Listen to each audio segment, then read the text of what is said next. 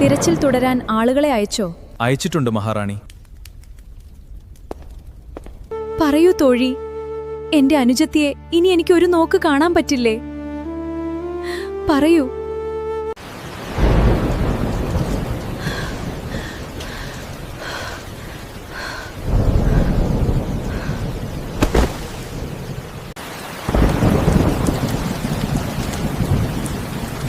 ദേ നോക്കിയേ,